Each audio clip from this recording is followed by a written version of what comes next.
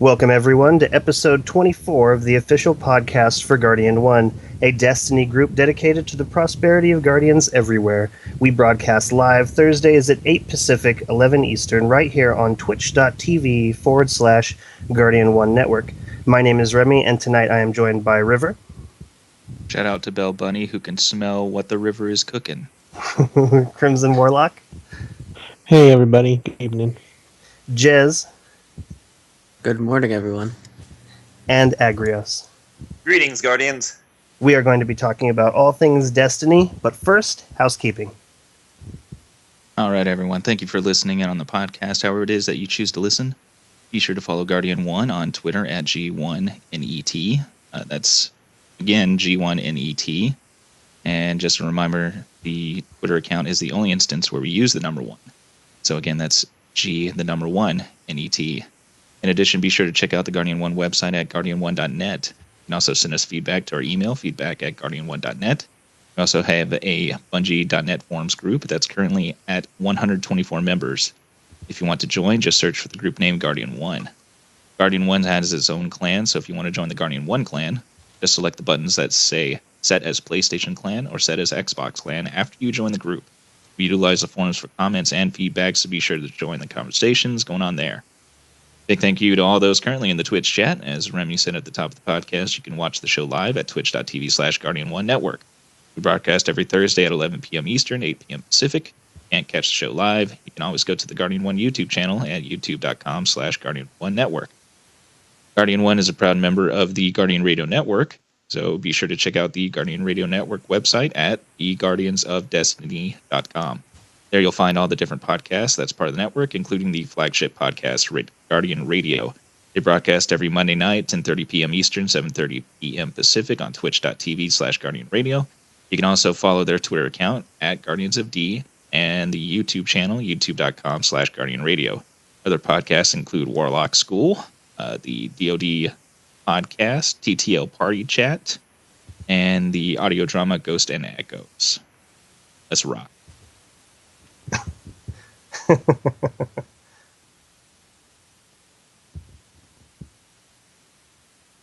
Well, all right then. All right. I didn't expect that. That's funny. Okay. I would like to... Well, first, thank you very much, River. Yeah, not a problem.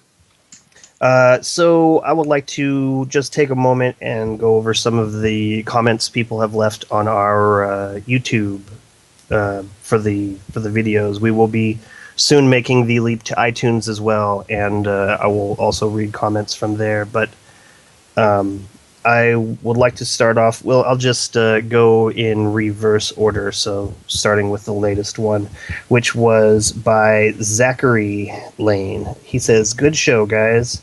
Love the game. Went from PS3 to PS4. My opinion, Destiny 1 is the beta for Destiny 2. Figure out what works and don't. So we are just paying beta testers for one of the greatest games." And well, first, thank you, Zachary, for commenting. And secondly, I totally agree. Like, I feel like Bungie had to put out a certain amount of things that were going to work and a certain amount of things that were, on the outlying area of what might work. And seeing where people are going and what they're choosing to do with their time. So I definitely feel like this is this is a true it is a true fact. We are paying beta testers for the greatest game, and I don't even mind. I really don't even mind. Like, I'm having a great time. I get to keep everything that I earn, which actually brings up something that I want to go further into later on in maybe another episode. Is how is it that they keep our stuff from just disappearing? Like, if you get dropped to orbit, how is it that in the middle of changing something from my vault to my character, it doesn't get deleted? Because this happened to me. I had held down the button to transfer something, my Vanquisher 8 to my person, and I got kicked to orbit right after it said ch-ch, and it sent it to it, and I logged back in expecting to see it gone, because I don't understand what safeguards they have in place. I think that would be a really interesting topic. But what about you, River? Is Zachary on point? Do you think that we're paying beta testers? That's a pretty interesting question, because I kind of was thinking about this not even that long ago, like a couple days ago. And if you really, really want to put it that way, yeah, I could probably see how this is like a glorified beta test, or maybe an alpha test even. And and whenever Destiny, it's a really good opportunity for them, since this is their first game since Halo, to really learn some, lots of lessons learned, basically, in this new kind of game that they're putting out. And I expect Destiny 2 to be much, much better, and take in a lot of the feedback that we've been giving them ever since. Yeah, definitely. Crimson Warlock, same question. What do you think? Zachary onto something here? Yeah, I would definitely agree that we are paying beta testers. But at the same time, we're taken care of a lot better than beta testers because we're paying for it. A lot of times beta testers are volunteers. And, Deej and the other community managers, I think they do a great job of responding to feedback. I mean, it's not as prompt as I know a lot of community members might want. It takes a while to get patches, it takes a while to get fixes, but, when you have 9.5 million players playing your game, yeah, they're beta testers for you. They're going to find all of the bugs, they're going to find all the nooks and crannies that you missed, and then you can fix the game from there. But again, going forward, it's just going to get better. Destiny patch, what are we on, 1.01 something? I don't know, but Yeah, it was a lot better than patch 1.0 launch day. It's changed, it's gotten a lot better, and it's a lot more enjoyable, and going forward it will just be better. yeah, I hear that. Jez.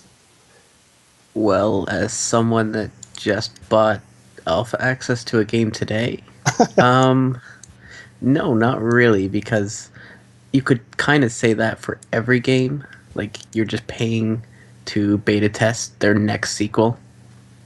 Like, every game is a learning experience for every developer. And if you think that this is a beta test just because of the content, that's probably kind of off the mark, because anything is going to be bigger and better anyways, even if it was a success. So no matter what, they're always learning. Like, even if you think it's a beta test, they know. I can't phrase it. They know what they're doing. They were gonna do this anyways, even if this was like the perfect game for you. I see what Because you're saying. everyone will still have their word to say about it. I hear you. That makes sense to me. Agrios. Yeah, I kind of agree with most of what the others have said, and also, like Jez, to a degree. I think they pushed the boundaries a lot with this type of game. A lot of games now are, experiencing a lot of new hurdles they have to get over with the online always situation, trying to kind of connect everybody at once. There's a lot of different computer systems involved with, doing something like that, and they're locked down to consoles. They can't, on a PC, there's all kinds of other variables the consumer can go through to try to get online. with the PlayStation, everybody's locked down on the console end, so they have to make all those systems that can't ever be changed cooperate. So it's an interesting new kind of world the video games are pushing forward into. So they're all kind of a test to a degree, kind of like what Jez was saying. So I think if they thought they could do this all more flawlessly than they had, that maybe they might not have elected to put it on last gen systems and go all out. But I think the more feedback, the better, and that's kind of why it was on last gen and current gen. Yeah, that makes a lot of sense. You bring up a lot of good points, and really, I think that Jez has a lot of good points as well, and it feels like if you are somebody who hasn't run the raid yet, it's probably because you haven't had the amount of time that it takes to put into it to get your level up high enough to find a connection, whether it be sending out random messages in the tower, or whether it's finding groups online, or even making your friends buy the same system and game. Like I think that it's definitely not a beta test to those people. But to people who have already decimated, that's the wrong word, to people who have already completely destroyed the game, like I feel bad for them, because this has to feel like a beta test. Because I think that when we look back at what Destiny 1 was in comparison to really even the next release, it's going to feel like a beta test. Like I don't have enough time to actually get tired of Destiny, and I put a lot of time into it. So thank you, Zachary, for your comment. Hope you're enjoying the show. Next comment comes from Freddie. He says, quote, "Bannermen. I absolutely love that concept and would love to be a part of something like that." Well, Freddie, you are in luck. We will be contacting you, and we will get what system you're on and what activities exactly you are interested in promoting and moving out. But yeah, thank you for your comment. And guys, if you have something to say to any one of these comments, like I'm just going to run through it unless I have a question that I want to ask everybody. But just jump in. Like maybe if you knew this Freddie guy, you could say, "What's up, Freddie?" Otherwise, moving on. Alex says, "Good listen as always, guys. Out of all the Destiny podcasts I listen to, you guys are one of the best. Happy New Year, fellow Guardians." Well, thank you very much, Alex. We appreciate you listening. And, in order to put together a good podcast, it's really like alchemy.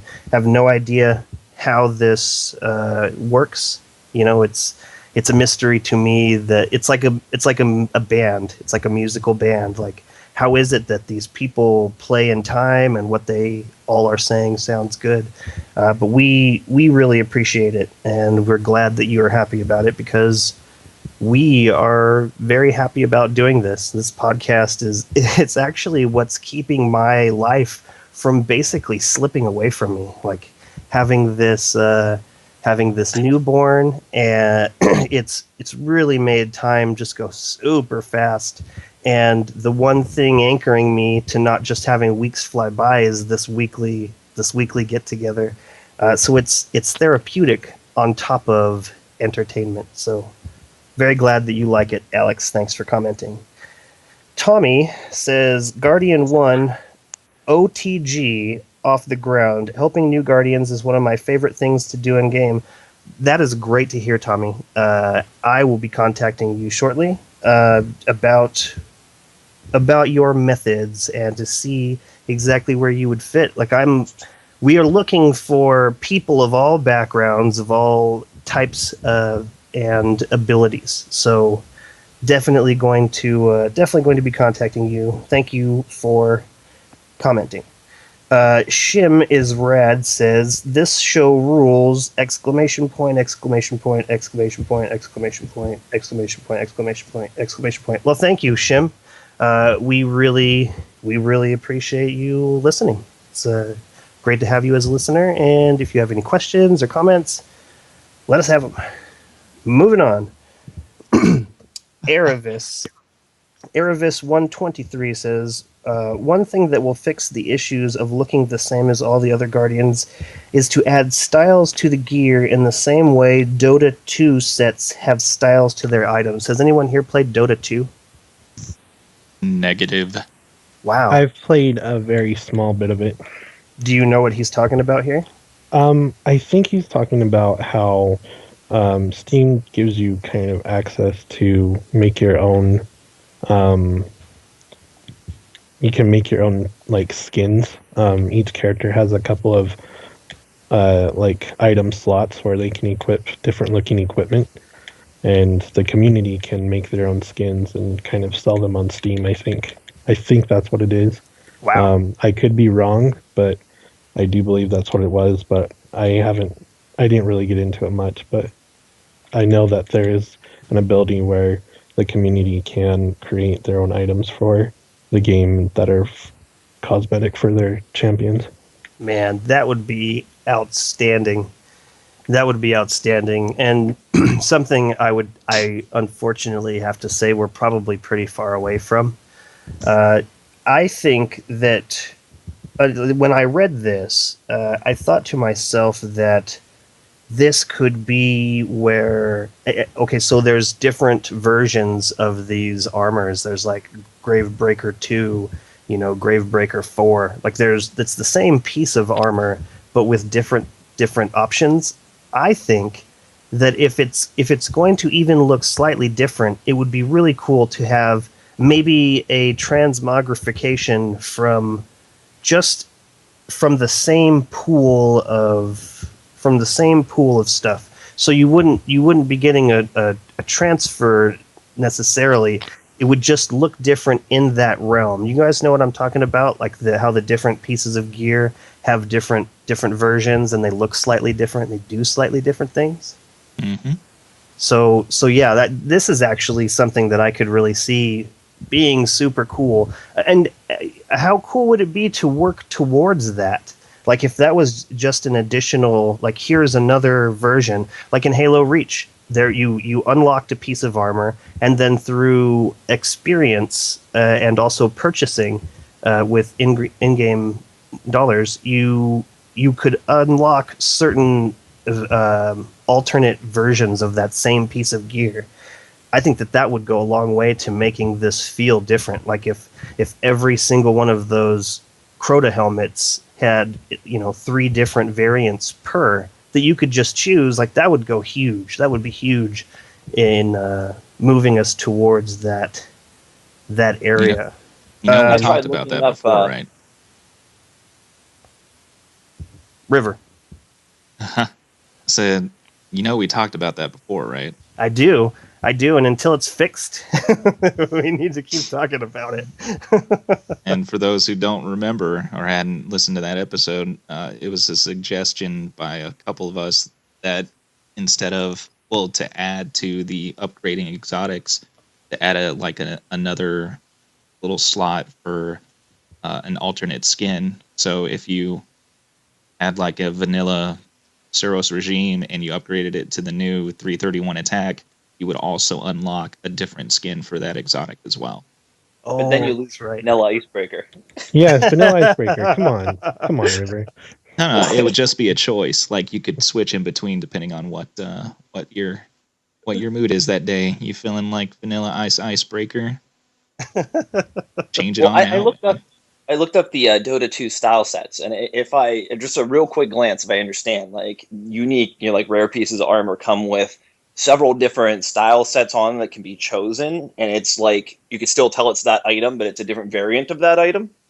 So if different people wearing different combinations of items with all different style sets selected, you might be able to still tell they're wearing, Light Beyond Nemesis, but it's got this slightly different look than this other Light Beyond Nemesis. So by the time you add up the combinations of how all the different pieces have their own little, I'm picking style 3 on this one and style 2 on this one, then people end up looking a little bit more different. Mm-hmm. I mean, they are partnered with Activision, so where are gold-plated weapons? Oh, gross. No, honestly, my first thought was like the Crota's End helmet has like horns on it for like I think Titans and Warlocks have horns on them. Mm-hmm. But it'd be cool if like you could have ones with broken horns or like plated horns, Yeah, like that would just be something really cool. slightly different. That would be I'd really Yeah, cool. those are cool. I'd love to see the Bungie artists, do different alternate versions of our favorite exotics. Right. I'd love to be able to, pick up something from our enemies and make our armor themed off that instead of having the raid armor themed always. Like how fun would it be to have a Light Beyond Nemesis that already has the horns but put a hive look to it So, Crimson because you have Warlock. like a hive add-on. Crimson or Warlock. Have you heard of Monster Hunter? No. Basically, the entire game is about like taking down giant monsters and carving them up and using them as armor pieces. Wow, Heard I'm number game. 4 is coming out. Yeah. that's cool. You know what? That's actually one of the things way before Destiny launched, I was doing a series of videos about what I'd like to see in Destiny, and one of those was a breakdown of how cool it would be to defeat a certain enemy and then get like a bit and then just add it to your armor, almost same thing with what was it? The Red Death. Red Death had those little red X's, little red skulls on the side, showing how many you had destroyed or something like. And then I got into the mindset that this could be something like in the Forza series where you had stamps and you could detail these things yourself. That was way a long time ago, but that seems so far away now. And so I'd really just like a middle ground, and being able to unlock an alternate version of the same piece of gear. You would still have the recognition that Bungie wants. Bungie wants people to say, I see this piece of gear, I know where it came from, I know what it does. If they still want that, they can still have that, but give us some variety, like which Suros do you have? Like is it the blue and black one? Is it this white and red one? It would just be cool to have options. It would just really be cool to have options. So right on. There you are, RFS123. Thank you for commenting. Hope you're enjoying the show. Next one is from Christoph. He says, keep up the good work, guys. Love what you do. Wish one day to join a podcast, share some opinions. Yes, having this podcast has been amazing, and having these people to do this podcast with me is amazing. It's a lot of work. I have a computer with 2 screens right now. One of them is capturing the chat. One of them is capturing the visualization of this Skype. There's an additional one that's actually doing the broadcasting, and then I have a second whole computer doing my voice. So it's a lot of work, but it's totally worth it, and it's something that you can build upon. Read about it first. Actually, there's a really great resource at BLUBRRY.com, Blueberry. It's got a podcasting manual, and it's got everything. I wish I had seen this before I started trying to do this podcast, because it basically spells out every step that you might not be thinking about, important things that will pop up down the road. But it's awesome, and I suggest you take a look at it if you are still interested in that, Christoph. And there's room for everybody. There's everybody. What you're talking about, there are people in the world doing that or wanting more information. They will find you. And they will enjoy your podcast, hopefully. So thank you very much for the comment, Christoph. The next comment comes from Show Nuff, and I'm hoping that this is a nod to Barry Gordy's The Last Dragon, which might be the best movie ever made, at least to 9-year-old me when I first saw it and fell in love with it. I'm pretty certain that that's where this came from. It might not be, but he says, Show Nuff says, I'd rather have the chat on all the time and mute the annoying people. When I say on all the time, just on strikes or team activities, PvP, but not at the tower, have a toggle on off for the tower. Man, I would love, love, love to have a chat at the tower. I would love, love, love to have chat at the tower. Like I don't know, just being able to jump into a conversation and find out what people are doing. Like someone could just be saying, looking for group. Like it would be so amazing. It would be so helpful. Uh, but this, I believe, was posted before the when they changed that the audio. So yeah, and we have actually discussed toggling on at the tower. So thank you, Shonuff, for your comment. Ol-Eyed says, "Love the show, people. Keep up the good work, and looking forward until next episode." Yep, thank you, Ol, for your comment. Appreciate it. Biotic Flux says, "Game is trash." Well, I could definitely understand this game not being for you. You know, I had huge expectations for it before it came out, and if I hadn't accepted what they were giving to me, I could definitely see like this game had a lot of things that I didn't that I really wanted to see more. But to say game is trash, I think it's oversimplifying it a little bit. River, I have something to ask you. What do you say, if anything, when you come across this line of thought in public or in the internet world? Like, do you just move on? You know, check out and move on. Like this guy is obviously never going to. He's not going to be interested in it unless he himself makes his way back to Bungie and enjoys this. Do you say anything to this guy, River, or what? Maybe not to this guy, but I have had my share of going on the Bungie.net forums and just making arguments against those who have certain points of view. It's not like I'm seeking them out, but whenever I see something that just seems vastly misinformed, I just have that urge to kind of let them know, hey, what's what. And if they continue to have that same outlook, that's totally fine on them. I don't play with them. I don't care. I just think that maybe they should give more of a chance, you know?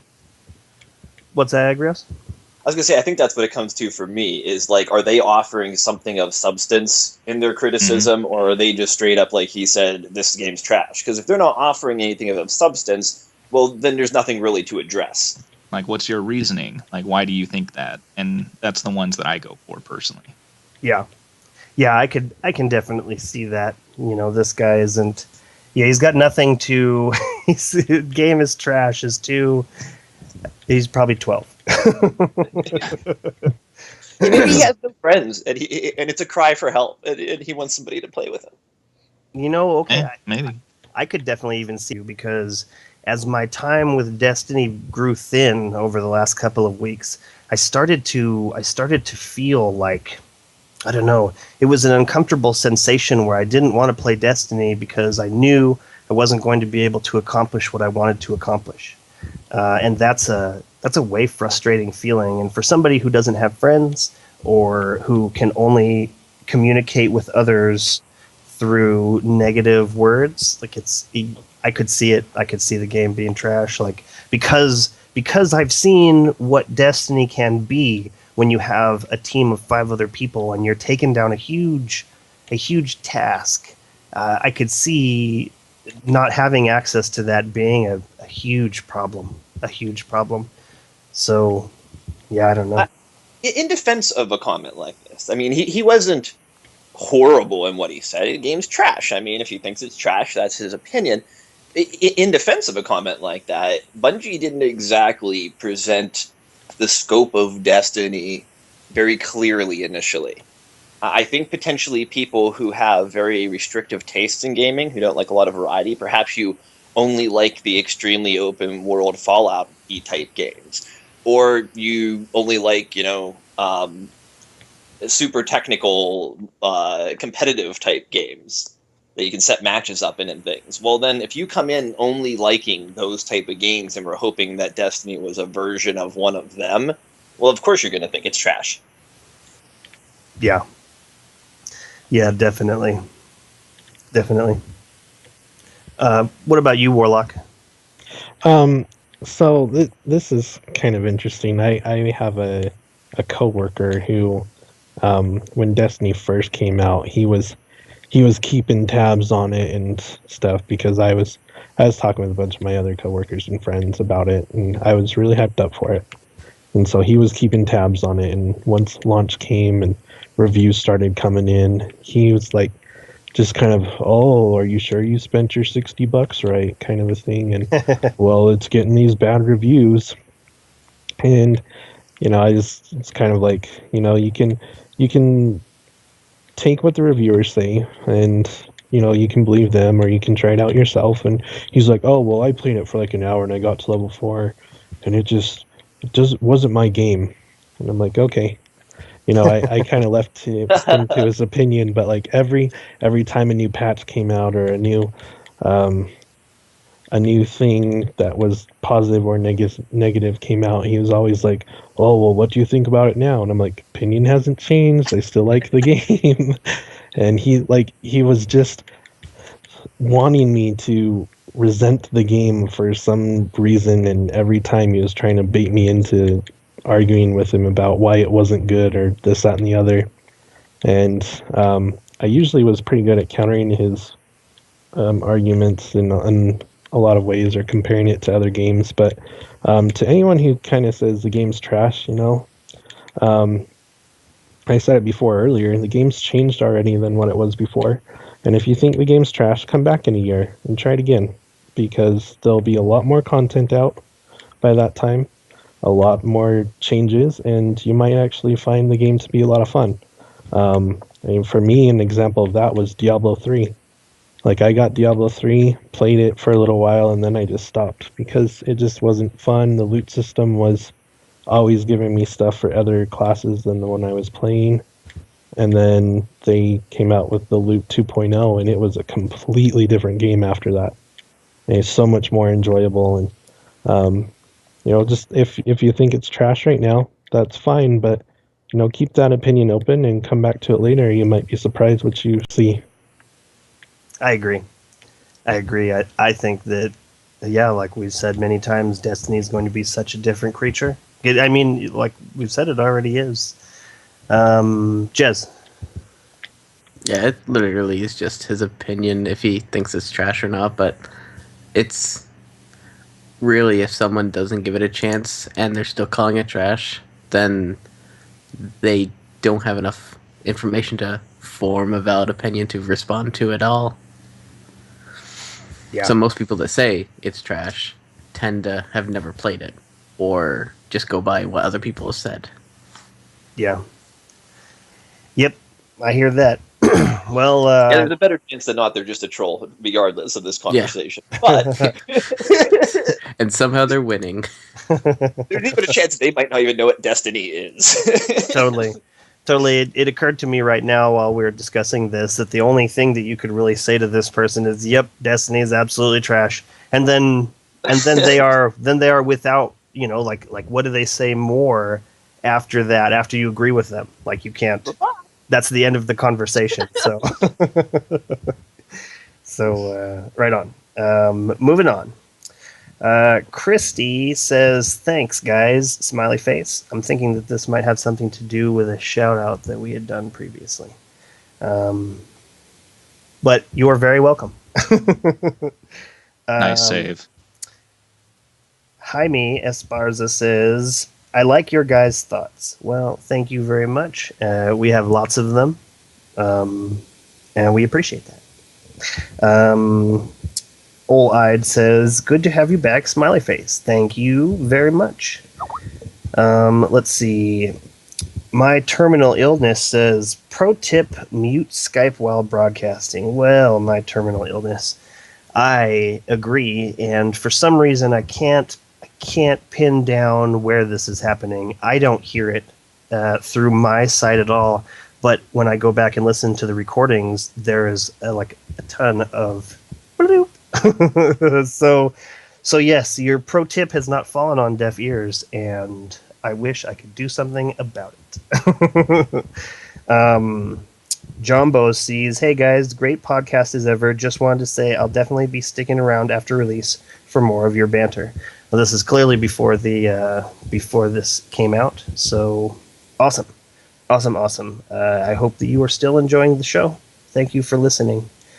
And then I actually wanted to end this section with this. It was a Reddit article that I thought kind of fit in with something that we had been saying previously, and it sounded really good. It was submitted by Scruffy Lookin'. They say, I know this has been desired and discussed at length, but I just had an idea, and I really, really think it would be awesome. This was titled XXIV Kostov. So as most of us know, military model AR-15s are select fire weapons. They have semi-burst and full auto capabilities. This would be incredible. Each of the upgrades rebalances the rifle into scout, pulse, or auto rifle stats.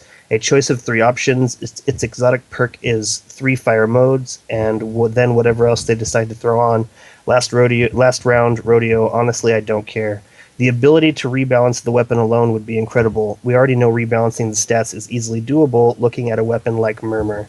Please, Bungie, ? And I thought, man, this would be so cool. Like being able to change the weapon to those 3 different ones. Clearly not necessarily as awesome as changing the element that the weapon does damage by, but I think that this is a great use for this river. So it sounds like he's wanting to change the fire rate. Is that what I'm hearing right? Yeah, like he wants to be able to switch it from a scout rifle to a pulse rifle to an auto rifle. I'm not sure how that would really balance out. I mean, you got stuff like the Vex Mythoclast, I guess. That's a fusion rifle, right? Yeah. Well, if you think of it, like Murmur, when you switch it between the different elements, its entire stats change. Yeah. So they don't have to keep the same stats for each mode. Mm-hmm. Right, so as you turn up the rate of fire, your impact can go way down. So it can start with a high impact, but as you flip it to pulse rifle, then the impact would drop some and the rate of fire would go up, and then you flip to auto rifle and the rate of fire would go up even more and the impact would go down even more. I think that would be cool. Yeah, that would be cool as like an exotic weapon, like a singular weapon stat, basically. That's unique to one, like just like Murmur. So I would find that very interesting. Maybe not for all Three weapons. Musketeers. You know what I would like to see if something like this was implemented. This was a thing I commented on. Did you guys happen to see the Reddit post about the double dragon? Yes. Yeah. Hand cannon? Fill us in. Oh yeah, dueling. Yeah, it was the hand cannons that were dual wielding. One was solar, one was arc, and you dual wield them. And so I'm going to apply this thought to both the double dragon and this type of a weapon, I guess you could say. But to keep the theme of the Husk of the Pit, to get this double dragon, you'd have to find both of these hand cannons and upgrade them, and then you eventually get to combine them into that exotic. And so, like with this weapon that changes the rate of fire, what if you had to find the scout rifle, the auto rifle, and the pulse rifle, and level them up to a certain degree. Yeah, that's awesome. And then you dismantled them and put them into a new gun. Yeah, that like two of them could be components of the other one, or all part of like a bounty or something like that. Yeah, man, that would be and so cool. I really like the this Husk of the Pit and the ally into the Necrochasm, because it really does give you a sense of progression, more than anything else I've really seen in Destiny when it comes to weapons and stuff. I mean, it really makes you feel like you're working towards a reward instead of just getting lucky at the end of the Nightfall for that exotic or something.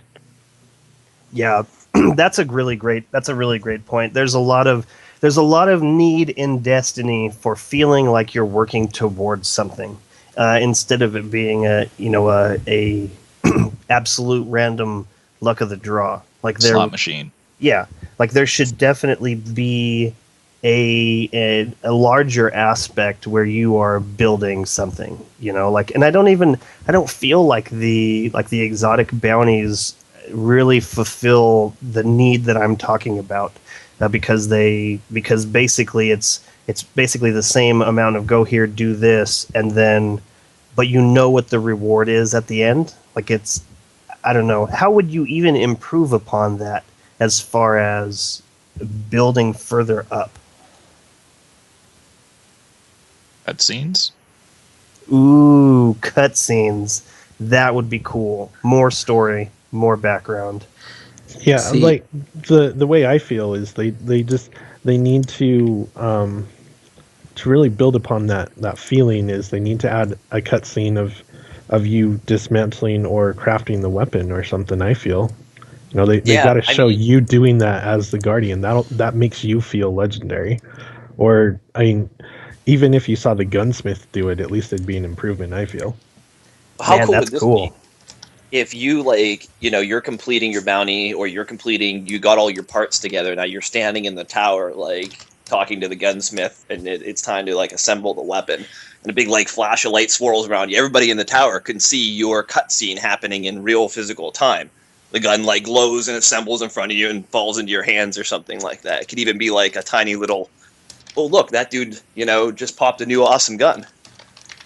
And That would then be cool. Navi can fly around you, and Link can make the sound of getting a new item. I like it. I like that a lot. Um, okay. And lastly, I would like to comment on this.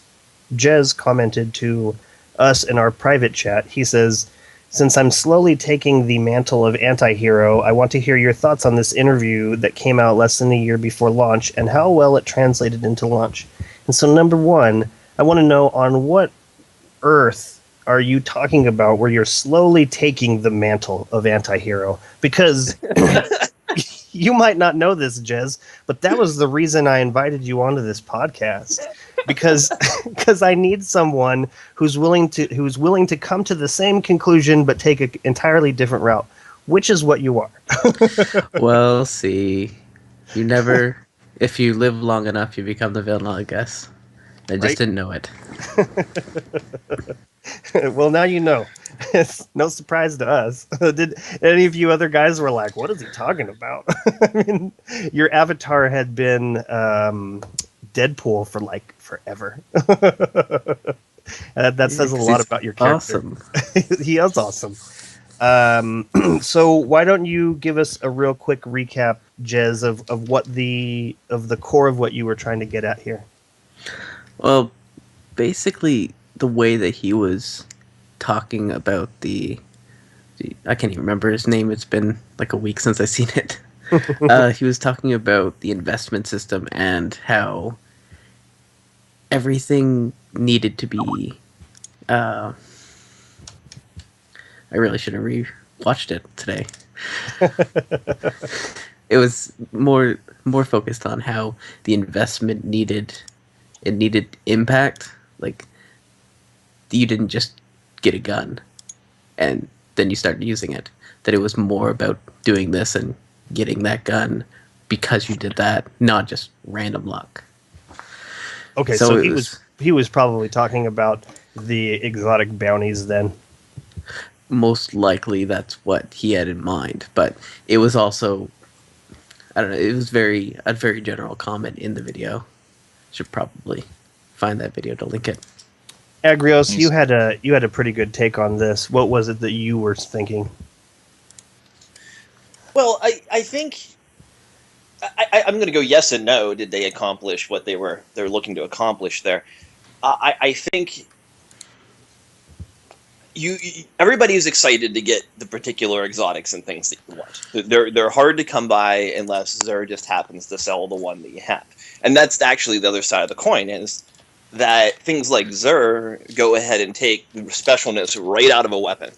Now, Xur sold Gjallarhorn, but it was more the timing of when he sold it than anything that made Gjallarhorn so much more sought after. If you weren't fortunate enough to pick one up in the first 2 weeks of the game, whenever he sold that, then you had to get lucky enough to get a Gjallarhorn.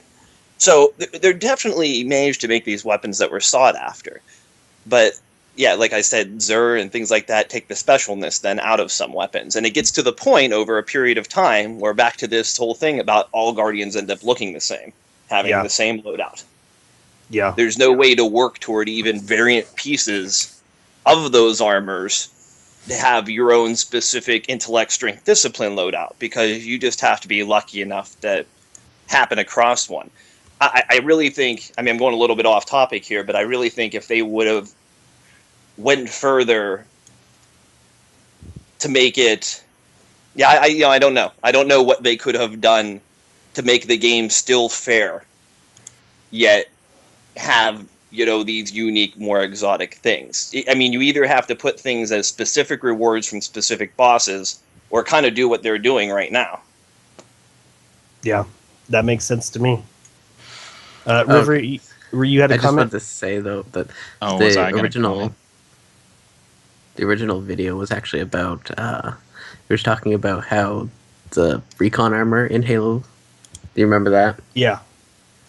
How people went out and sought after these particular things because it was such a challenge, and they could show off that they did this challenge.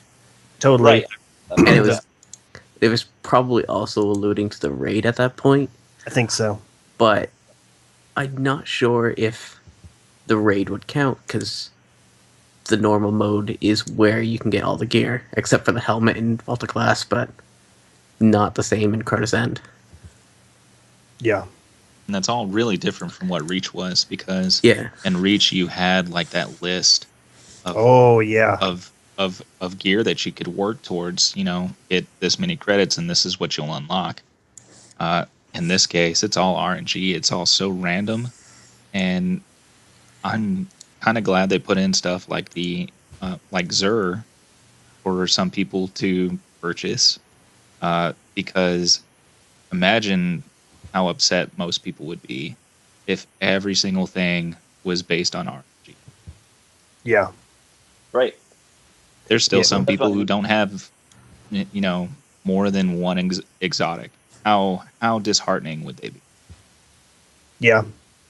Yeah, that's true. And with the system that they have in place, you're going to gain enough strange coins eventually if you just keep playing. Like even if you don't sit down to do the weekly strikes. So yeah, I think that them having that out there, like Xur, I think that that's really important for keeping people coming back. Like there's a huge amount of people, and they're split up into so many different ways. There's like people who have more time than even Destiny has to give them. They've already done all the strikes. It's Thursday and they're already done with everything. Or it was Wednesday and they've already done everything that reset on Tuesday. Those people, I could see being upset that Xur's just selling the last word again. Oh my god, I'm so tired of seeing that. Let's get something else in here. No last word, no plan C. Let's have something cool. I don't know. Is anyone That's all based randomly too, isn't it? That's all based on an algorithm, and it's all at random what Xur is given out, isn't it? And it's also random if you get the bounties. Yeah, I've seen the Pocket Infinity and the Super Good Advice bounties once. In me too. The 300 plus hours I've put into Destiny, I've only seen those bounties once. And I would really like the Pocket Infinity back, so I could get my vault space back, because I have 10 fusion rifles waiting for that bounty. Man, that's crazy. That's on the flip side of the coin on that one too. I'm working on my third Thorn, my third Bad Juju, and I think my third Infect. Wow, that's awesome.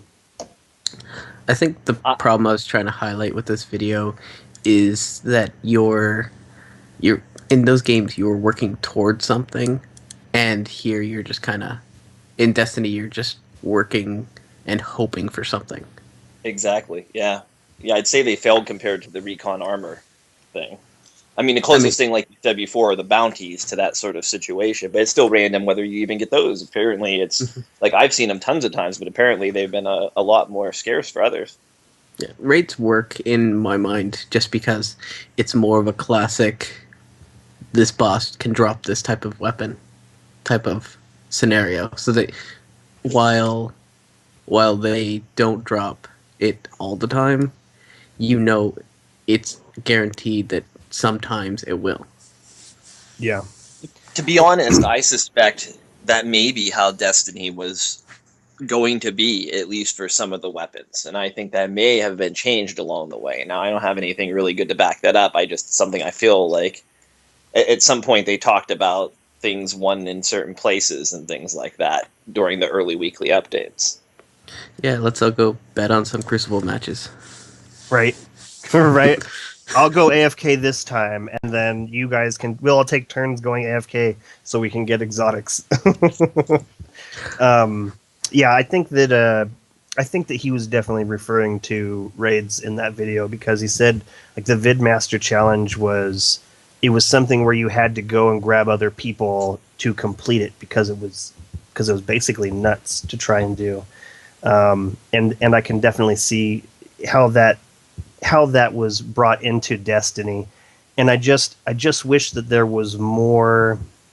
I just wish that there was more that you could work towards. You know, like even the exotic bounties are random. I've seen a ton of them too. So I don't know. I am sad for people who don't get that. But I was also lucky enough to get that Yellowhorn in that, what was it, week 2 when they sold it? Yeah. Yeah, I think it was. So, Red Death first week and third week, I believe. I'm in your same boat. oh I yeah. have not had a Galahorn since.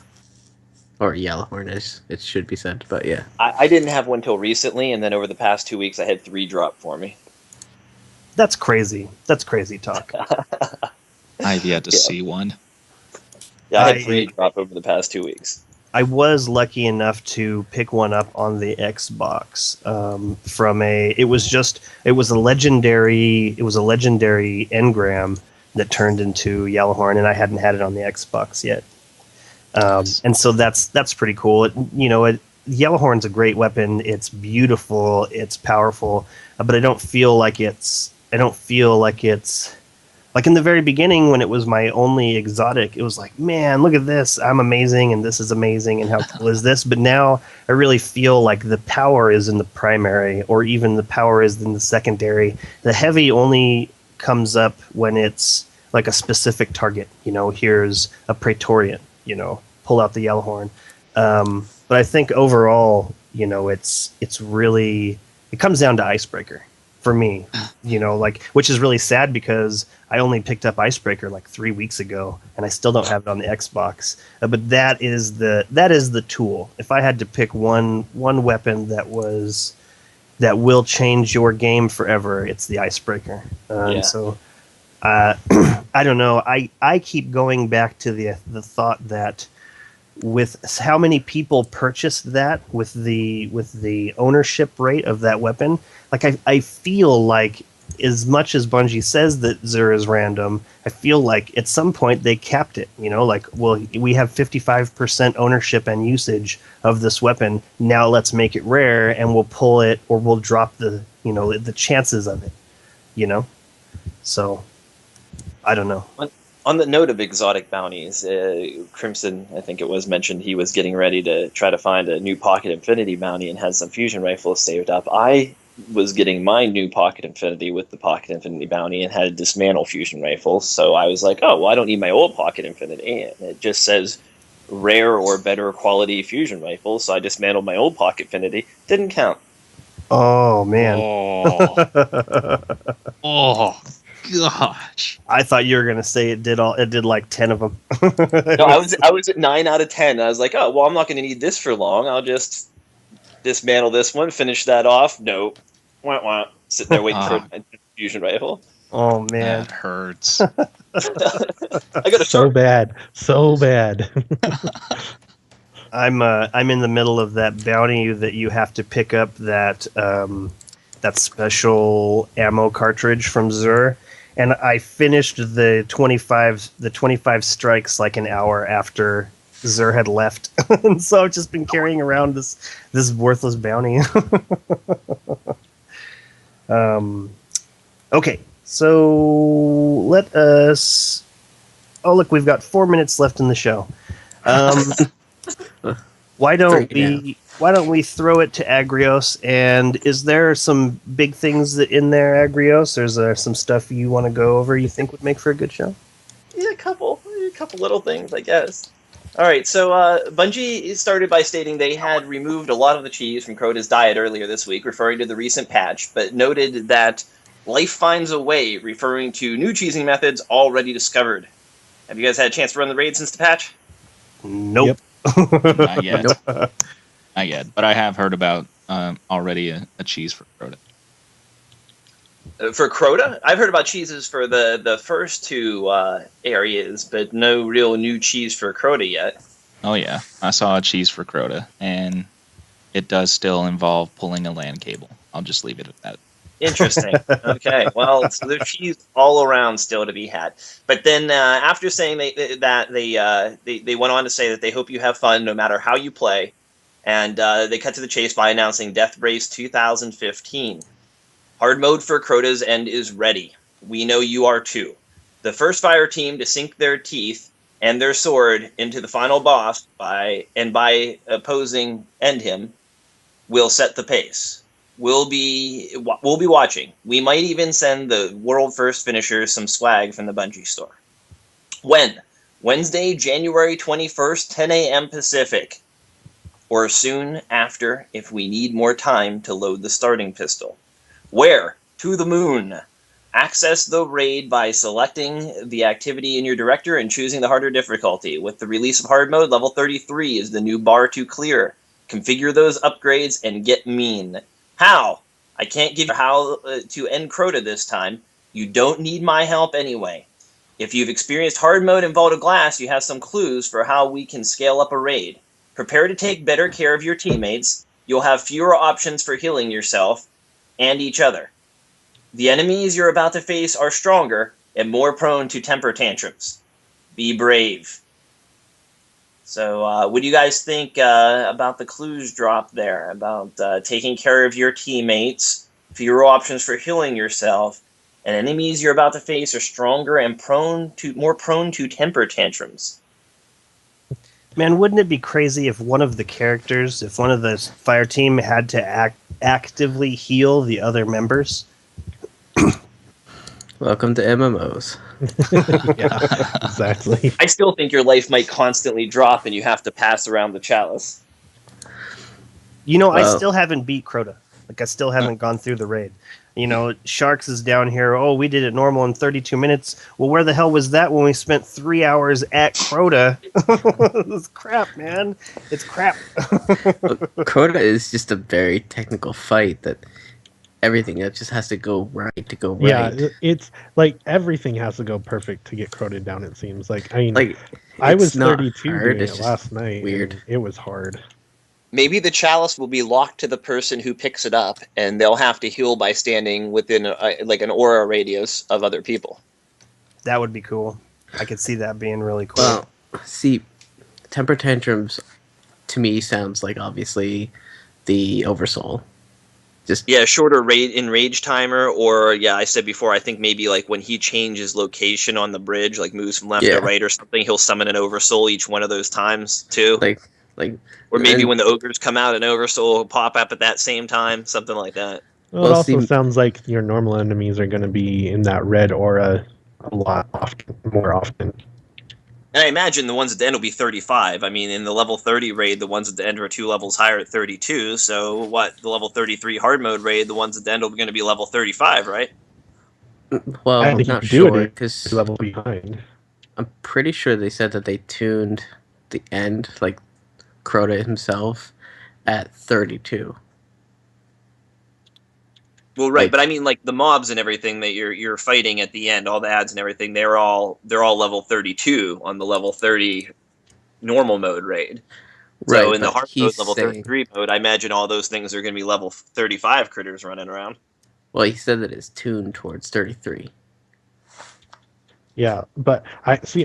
If you were 3 levels below, like 32 is the level cap. If you were 3 levels below, I don't think you'd be able to do the last fight being 3 levels below everything.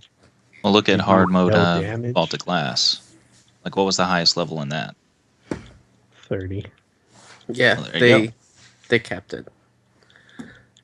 What I'm curious about is like how they're going to like they said to look to Vault of Glass on how they are gonna make it harder. So to me that sounds like they're gonna just take a mechanic from an earlier encounter, and I'm not sure what that would be, unless it would be like after you kill the knights, it spawns a shrieker, which would be hell. Oh, Bell That Bunny would- in the chat says Chalice will have a recharge time like the Relic and the Vault of Glass. Ooh, that's an interesting one. Mm-hmm. There goes. Well, see, that one made sense because it was an actual item that you picked up. It replaced your grenade. So I'm not sure how they would do that with the chalice, unless the chalice like has a Oh yeah, they recharge could time and then just goes off at yeah, that they could just time. do it just like the cleanse. The chalice would have to cleanse. The chalice holder would use a cleanse button, and it would actually take the place of the grenade. They could actually, just straight up do that. And need Yeah, I to suppose, recharge yeah. the super. That would be kind of cool. What if you were still able to shoot? Because with the way the chalice works now is that one person's holding it, and then you have to walk up to them and hold the X to take it from them, and then that's Xbox, I suppose. But you can still shoot, right? It's not a third person deal where you can't do anything else. That would be pretty Correct. cool. That would be pretty cool. I don't know. Who knows? Bell Bunny says, and I agree. All right, so continuing. Loot. Loot. Aside from the usual thrill of battling aliens with your favorite weapons and your most trusted allies, hard mode beckons with treasures all its own. We reserve some coveted awards for the best raiders among you. Killing Crota will give you all a fighting chance to earn them. Check out the hardware. So then they go on to list the array of weapons. Spoilers ahead if you're concerned about this stuff, but it's all in the weekly update. Primaries that you can be pulled from hard mode are Abyss Defiant, an auto rifle. We will not go quietly. It has a solar charge on it. The Fang of Uryut, that's a scout rifle with an arc charge on it. This is the shape and the point of the tooth. Nothing has ever lived that will not die. Oversoul Edict, that's a pulse rifle with an arc charge on it. The light of the will of Crota shines down like a vast and inverse sun. Word of Crota is a void hand cannon. There was life, and he spoke unto it, and it was silent, and lived no more. And don't forget that hard mode is the only place to obtain the Crooks of Crota, the final piece needed to upgrade Eidolon Ally, the gun formerly known as Husk of the Pit, to its full necrocasmic glory. Eternity is very close. Can you feel yourself slipping? For rewards, they'll also have the ship Bane of the Dark Gods. And there is a unique shader called Glowhu, but they say that the first of you to earn it gets to show it off. So I imagine it's got to be fairly interesting. They go on to say that Tuesday, January 20th, update 1.1.0.4 will hit, and that will set the table for this. And on Wednesday, January 21st, you need to follow them on Twitter. There will be a manual start for hard mode. He says, I'll swing from vine to vine in our studio to give you a glimpse at what it's like when we push big red buttons.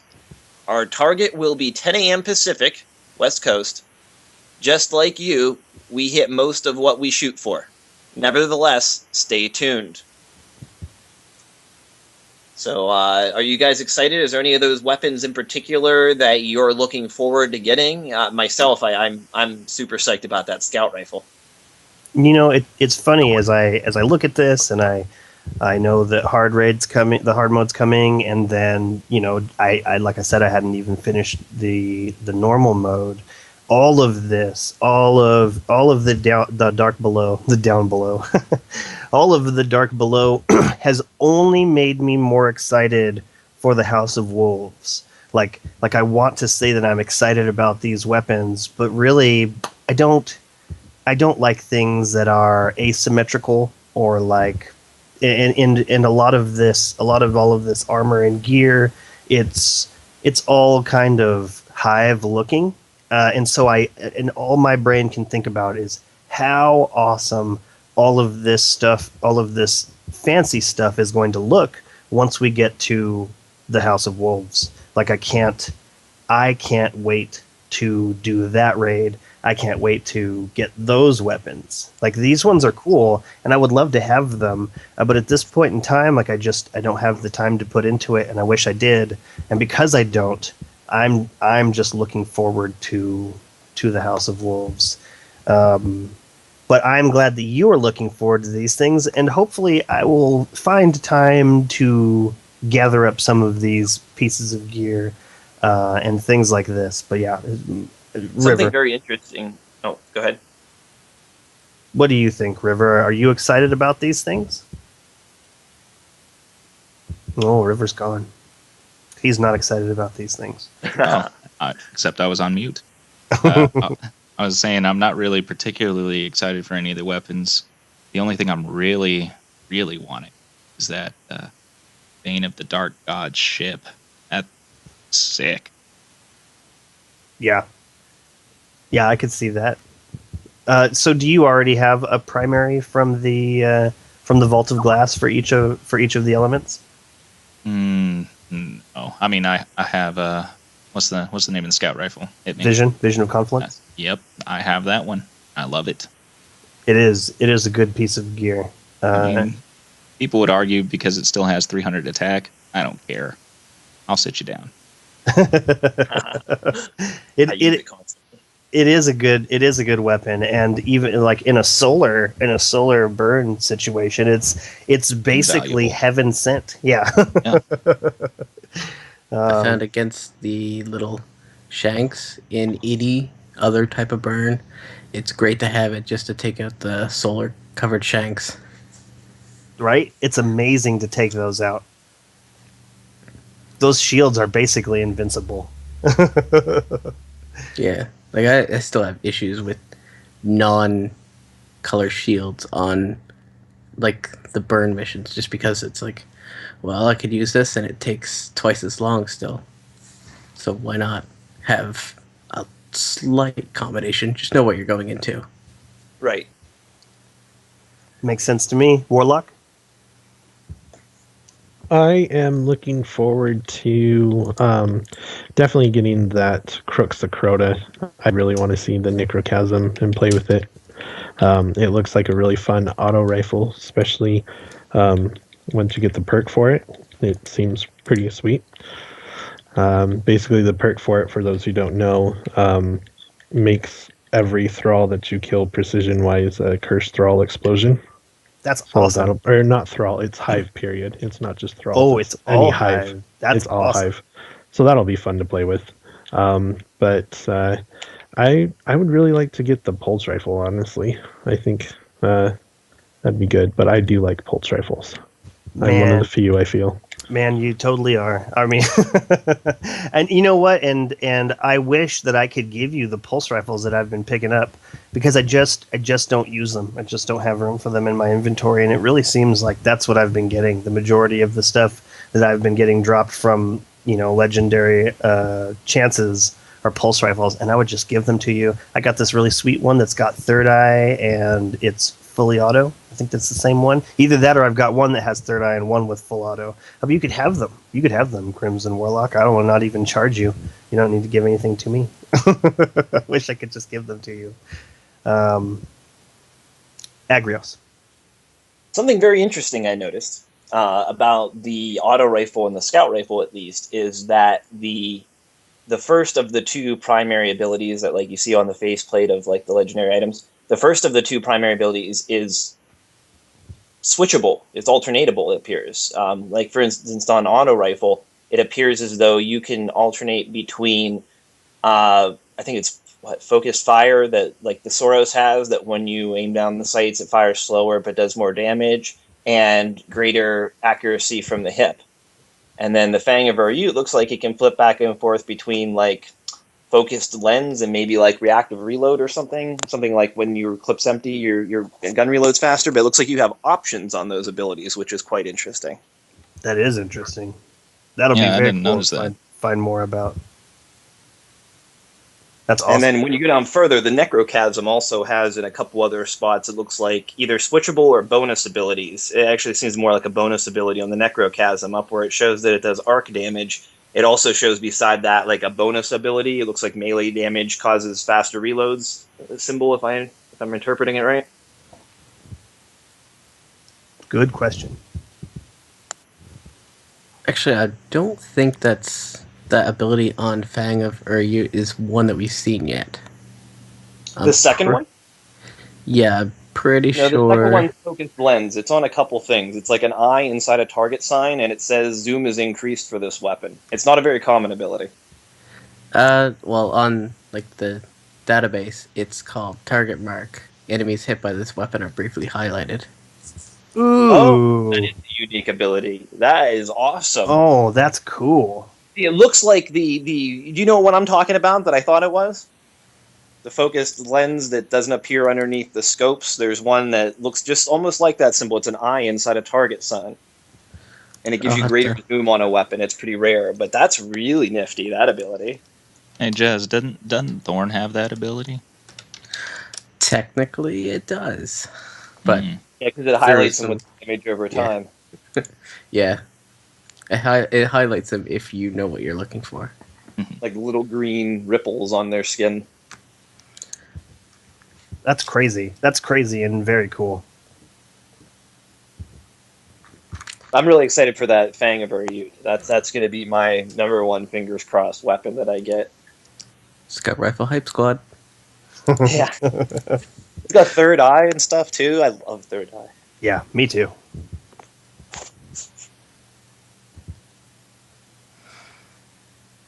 Is that it, Agrios?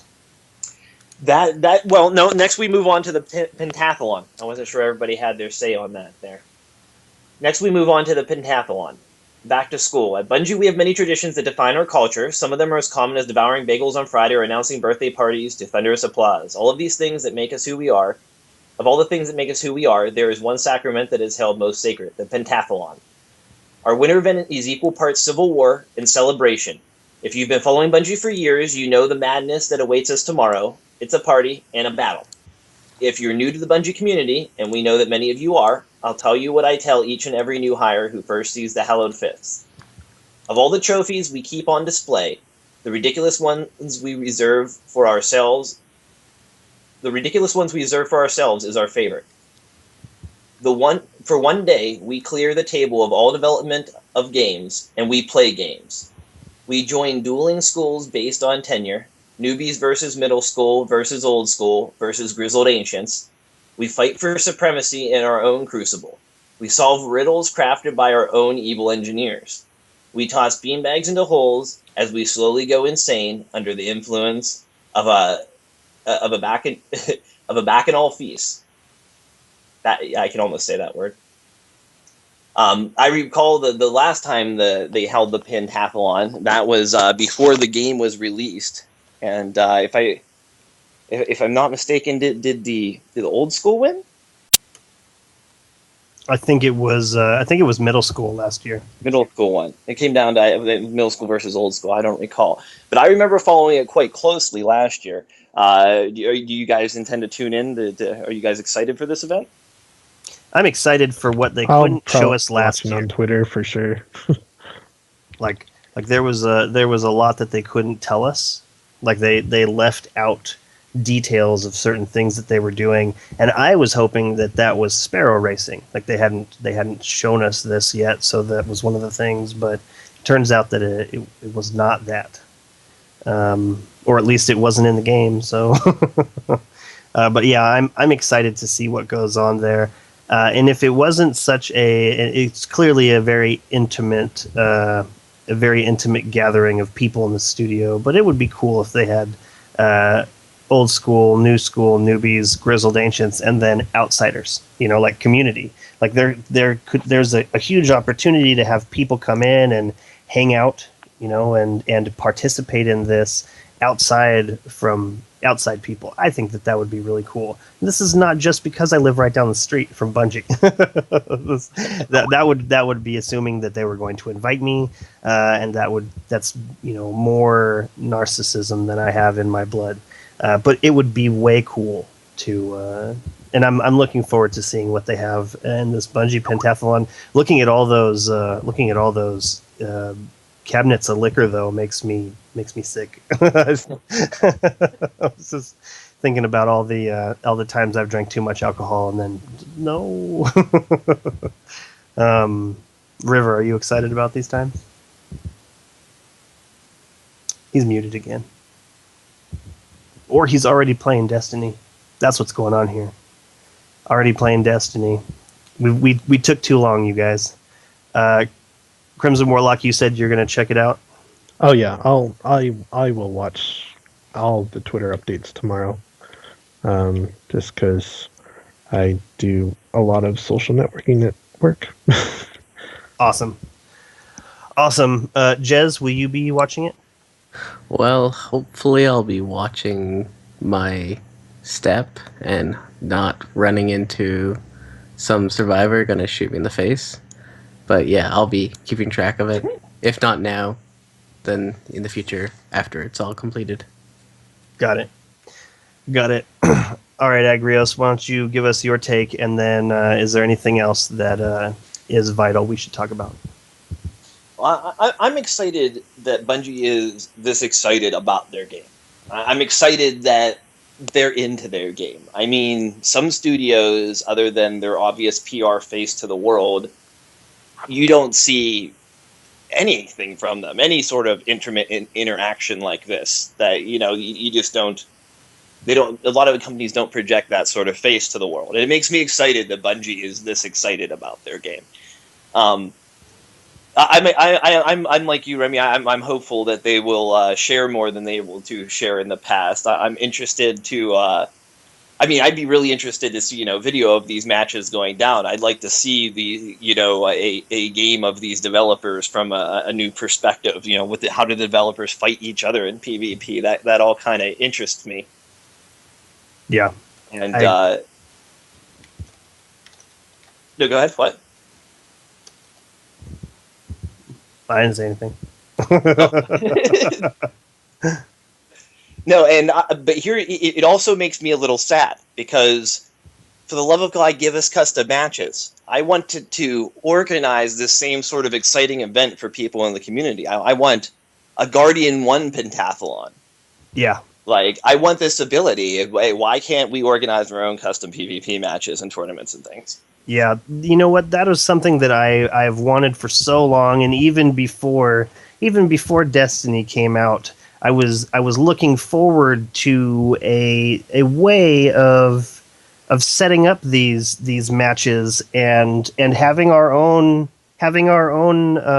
championships. Like weird things. Like I wanted to have an opportunity to. Yeah, put together our own tournaments. That I can't even imagine why they don't already have private matches out. And this makes me wonder if they're ever going to. You know what I'd really like to know? This is what I'd really like to know. There's many opportunities for people. They say, well, this isn't Halo. Like I will say or read that people want something that another first-person shooter has or another game has, and then people will say, well, this isn't that game. Where is that line drawn? Where is the line where I can't expect something because it's from another game? Because there's so much similarities in many of these first-person shooters. Where is the line from what I can expect? Like, will we never have private matches? Like, I can't imagine that. But at the same time, like, when will we get it? Are they thinking about it? Is this something they've already wrote off? And this goes down the line, Forge style manipulation of in-game items. Like, where is the line? Where is the line of what I can hope for in the future of Destiny? That's what I want to know. Yeah, that's a good question. Remember when I predicted, like 2 weeks after launch? Yeah, I was off the mark a little. You know what, though? They might have even wanted that. There might be reasons why they don't have... I mean, can you imagine if somebody figured out a way to cheese experience or something from within, private matches? Like, that's got to be hard to balance. Well, you just if it's totally private match, you just have it not provide any important reward for that. I mean, the reason you're running a private match isn't for rewards; it's for a specific private event with friends. Yeah. I mean, if you try hard enough, you can get team versus team. Yeah, this is true. This is very true. But that all seems like a like That's if a cross you your fingers and push a button and hope for luck situation. Well, Right. it's a little bit easier than Yeah, a just little bit easier. hoping. Yeah. I would say that if you were trying to do something like if you were trying to do a stream, like, okay, now we're going to start this tournament, like, you should really be able to just say, now we're going to this, here's these people already ready to play, like this is not conducive, like the way that things are laid out is not conducive to that. And when I say custom matches, I mean like we were going to pick what map and what mode and everything this next match is going to be. Like, if you want to have the first round of the tournament, each of the fire, you have it all skirmish and every fire team fight the first round on blind watch, you should be able to do that. Yeah. Well, and honestly, it's kind of surprising of how many bigger companies like still doesn't even support that. Like, honestly, it's surprising with how big a reception Hearthstone's gotten that there's no spectating mode in Hearthstone. Running tournaments with Hearthstone is a pretty difficult deal to do. People have had to make their own custom overlays and everything like that, and it just kind of surprises me that a company like Blizzard didn't integrate that in the game when it launched. Yeah. That makes sense to me. Right on. Well, I would like to end the show here, so why don't we do some shout-outs, starting with Agrios. I'd like to shout out to Remy for rounding this podcast up and putting it all together and going through all the work he does to make it happen. It wouldn't be here if it weren't for him, and we all owe him our thanks. That is awesome. I appreciate it. Thank you. Jez. Shout out to our lovely people in our chat and people that listened later, because without them, I wouldn't be the villain I am today. Crimson Warlock. I'm going to shout out to a Facebook group I'm a part of, Destiny Bros. We play a lot together. We're able to get a bunch of groups, and it looks like we're going to try and start getting a hard mode Crota raid group going through that group. So shout out to them. They're a lot of fun. They've been a big help, and I've enjoyed helping them as well. Destiny Bros. Awesome. I'm going to be looking at that. River. Oh, he's just gone. Shout out to Bell Buddy. Right. I was just going to say. She's running the raid with me. Cooking, yeah, something like that. Yep, there we go. Awesome. And I would like to thank everyone listening for tuning in. I hope you enjoyed the show. If you have any questions or comments, please send them to feedback@guardian1.net, or leave a comment on the YouTube section, or send us an email at feedback@guardian1.net. And we will see you next week. Goodbye.